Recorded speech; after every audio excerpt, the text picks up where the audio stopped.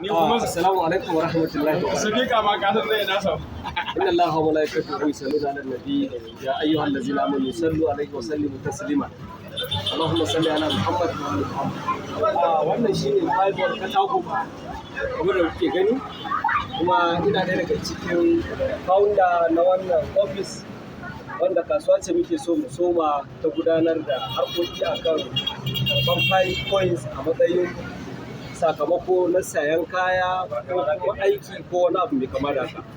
Wannan ofis an samar da shi ne a cikin garin Azare Town na Katako Local Government Bauchi State.